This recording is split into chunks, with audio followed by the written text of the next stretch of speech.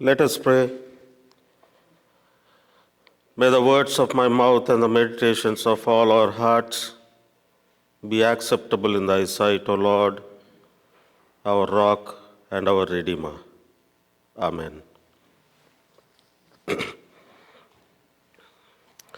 If you look at the bulletins, our meditations on Book of Job, which leads us to meditations regarding Born to Trouble series. Today our theme is bitter complaints. Last week we meditated and heard how Job lost everything in his life, and he was there complaining. And as I was preparing for my sermon today and saw this bitter complaints, my thoughts went back to, I think, when I was in 5th grade or when I was around 10 years old. I don't remember the reason, but I remember that I was constantly complaining about something to my mom. I was going around her and complaining, and I remember that scene in my house. I was complaining and I was asking her, why, mom? And suddenly she stopped, and I remember that it's still in front of my eyes, that experience. She took a note like this and made a separation on the page, and she asked me, and I did that for several years. She said, it is like a journal you have to do from today onwards. And I was really interested in doing things like that when I was young. And I asked her, what should I do? And she said, first write the date, today's date, and on one column write your blessings that you experienced today. And on the other side, you write your complaints to God. You can always come and complain to me, but she also taught me and our siblings the importance of prayer. She taught us that prayer is something that you have a conversation with God, and in that conversation you can bring all this up. And she said, every day when you pray before going to bed, bring out that journal or that notes and thank God for all the blessings you received that day, and also let God know all your complaints. And I did that. And then I realized very soon the side on which I was writing all my blessings was not enough. And the complaint side were just one or two, and sometimes I didn't even have anything to complain. But all of us, my dear friends, I think that is a very good exercise, right? We make a list of all the complaints, bitter complaints and all that, but we forget little blessings in our lives every day. Even to breathe is a blessing. Even to stand straight is a blessing. Even to move your limbs is a blessing. Even to speak is a blessing. And even to come together in worship is a blessing. Many of us don't realize, but I know of places where people suffer to gather together in small groups to worship. We don't get to write down the blessings of God, and if we do that, or else just recollect God's blessings each and every night before sleeping, our night would be so peaceful. And we wake up healthy. We sleep every night with all those bitter complaints, and morning, when we wake up, our limbs ache, our necks are stiff, our head aches. We don't feel like waking up. The moment you open your eyes, all those complaints come and say, "Good morning, come on, let's get engaged today." Well, Job had reasons to complain, right? He lost everything, like we've seen. When we left Job last week, we found him that he was huddled in his heap of ashes, a very picture of misery. His crops, his animals, his sons and daughters, his everything, all had been taken away from him. As we watched, he muttered words which no doubt, when we read them, when we hear them, some of us in our own lives might have repeated these words at some point in our life's journey. Words such as, "The Lord gives and the Lord takes away." He was sitting there in the pile of ashes and he was saying this. Shall we accept the good and not take the bad from the Lord? He reminds his wife. And in all that he said, "Blessed be the name of the Lord." Two things have happened to Job in between last week's reading of first two chapters and today's reading that we had from chapter 23. Two things have happened. First, it was not read to us, but in between, first he had these friends, right? We all love friends, right? And sometimes we say, "Oh, Job's friends."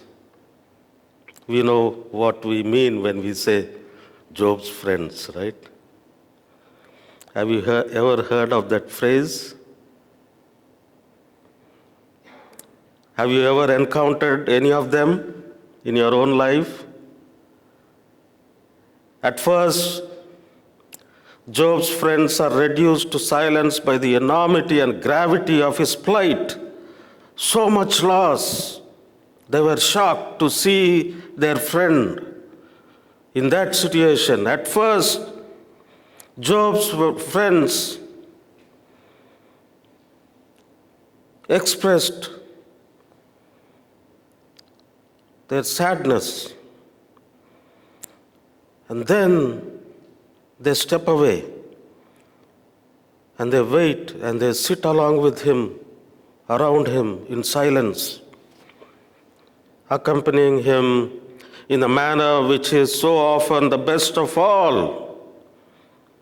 presence. And that is something that we learn, how pastoral presence can make a difference to a person who is going through difficult situation. It's not going there, preaching them a sermon or talking, or it is just to be there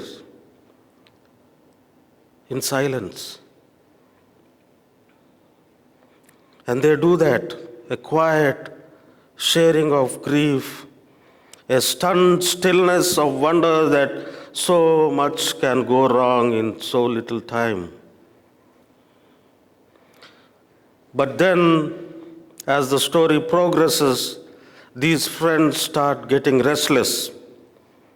These friends of Job, they, like most of us, most of the time, believe that life should be just and life should be fair.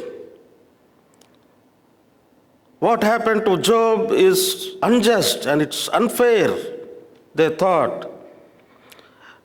Also, my dear friends, in our own presumptive ideal world, bad things do not and should not happen to good people. So they take the next step. So they begin to accuse Job.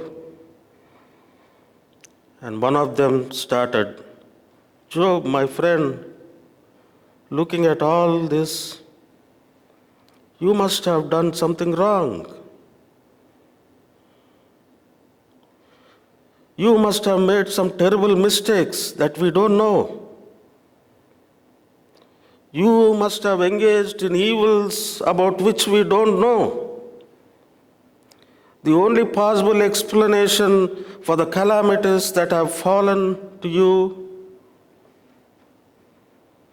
might be your own fault, my dear friend. And they must have thought Job must have deserved what has happened to him for the reasons we don't know. Job's friends.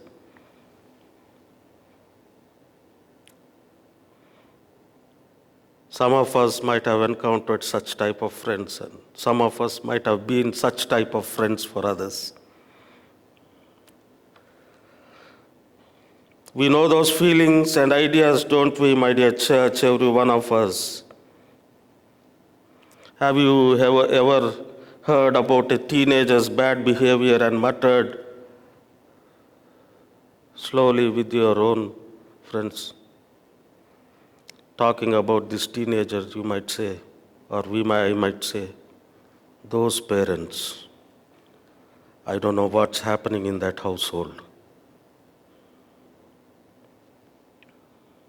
Something must be going on. Have you ever thought that wouldn't happen? In other case, if she had dressed properly or decently, it wouldn't have happened to him if he would have stayed out of that neighborhood at that particular time. My dear friends, have you ever wondered when something terrible has happened in our own lives? Wondered whether God is punishing us for something we did. We want life to be fair. We want God to be just. And we want to understand when things appear otherwise. And that is an important theological term for this. There is an important theological term for this kind of dilemma. And the word that describes this dilemma is theodicy. Theodicy. It refers to the questions raised by our beliefs in the power and goodness of God and the undeniable evidence that bad things do happen to good people. And theodicy is a huge question at the heart of the book of Job. Job too wants life to be fair and God to be just. Remember, it was made very clear at the beginning of the book that Job was completely righteous man. And when his friends can no longer contain themselves and begin to insist that he must somehow be at fault, he finally reacts and roars back at them. His grief over his loss, his fury at his friends, and most of all, his bewilderment and at God's apparent silence and abandonment of him. And that's the second thing that has happened between last week's reading and today's reading, between these 2 Sundays. Job has begun to ask and speak of his anguish and frustration with honesty. Job has begun even to speak to God. His so-called friends, those he describes as miserable comforters with windy words. But God, in that situation that he was going through, he wants to hear from God. And that's why he lifts up all his complaints towards God in the reading. Where is God? That's what Job wants to know. In crying out for an answer, he echoes the long biblical tradition of lament. Sometimes we think, or perhaps we have been told, that it's somehow wrong, incorrect, and inappropriate to express our deepest angers and fears and sadness to God.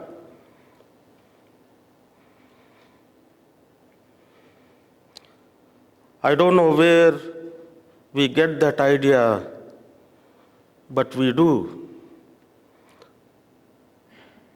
But again, I am reminded of my experience with my mom when I was young. It is okay to bring our complaints, our lament to God.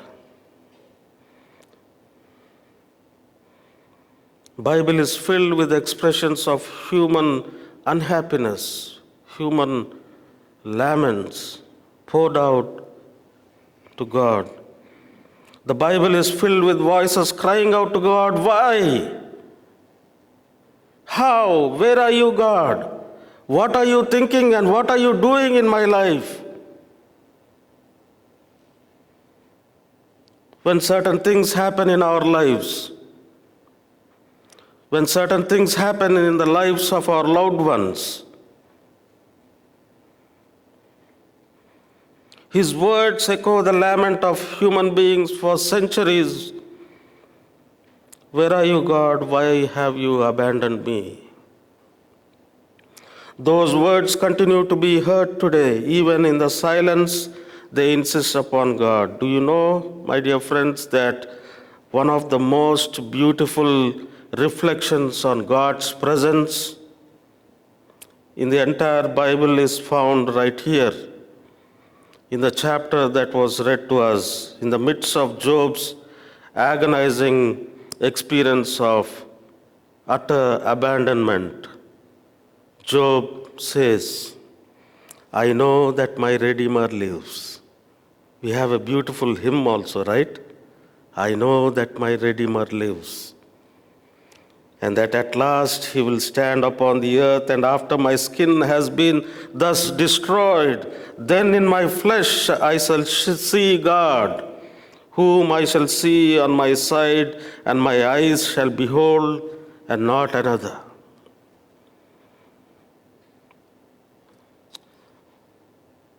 Seldom we think and remember that these were the words that came out of Job, sitting in that pile of ashes.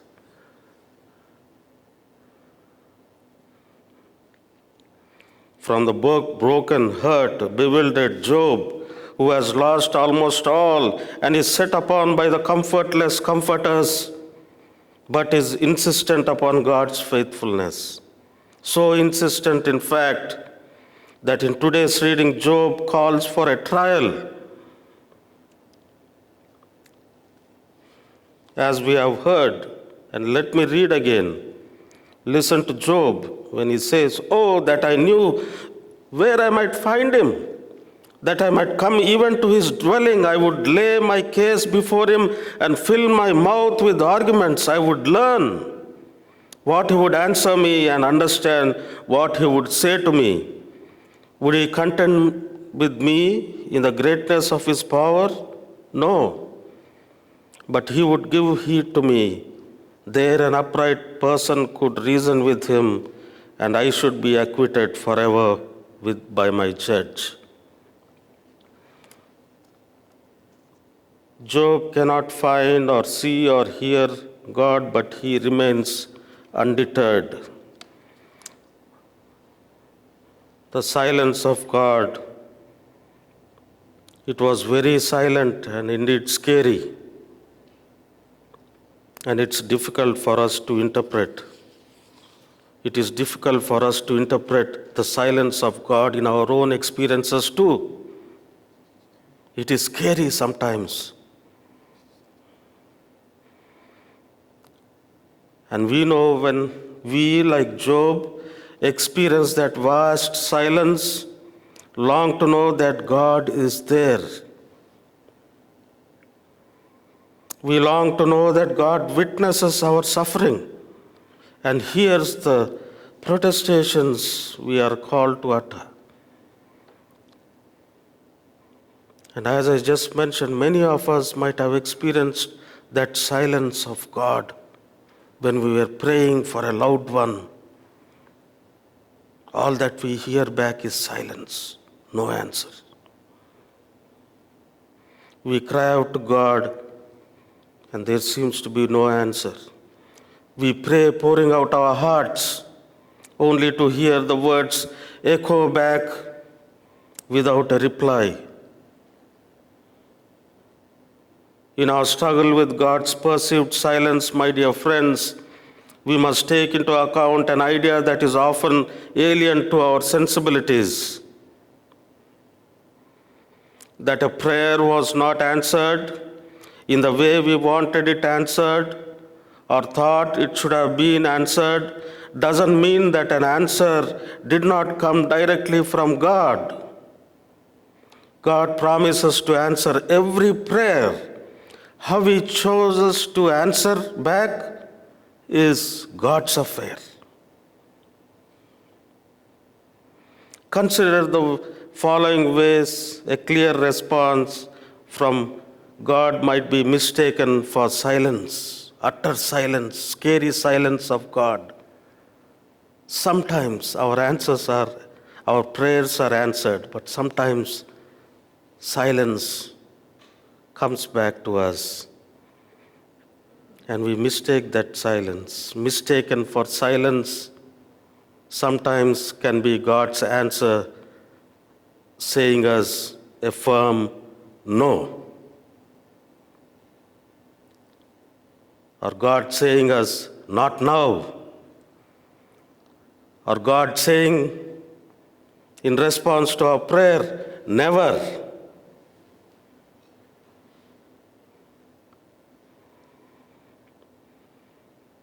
But God answers back. Nevertheless, God does what God intends and wills for us. Sometimes the answer might be scary and silent. Long time ago, I read a prayer by, I don't know, but I just made a note on my computer, and that makes a lot of sense, which I wanted to share with you. Many of you might have also come across. This is a very popular prayer. Prayer goes, I ask God for strength that I might achieve, but I was made weak that I might learn humbly to obey. I ask God for health that I might do great things, but I was given infirmity that I might do better things. I ask for riches that I might be happy, but I was given poverty that I might be wise. I asked for power that I might have the praise of men, but I was given weakness that I might feel the need of God. I asked for all things that I might enjoy life, but I was given life that I might enjoy all things. I got nothing that I asked for, but everything that I hoped for. Almost despite myself, my unspoken prayers were answered. I, among all men, can now say that I am most richly blessed. My dear friends, may our prayers reflect something like this, and may our lives and prayer lives be enriched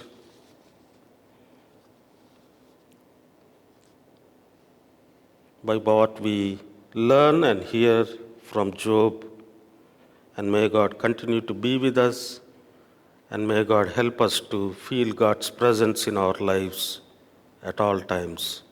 Amen.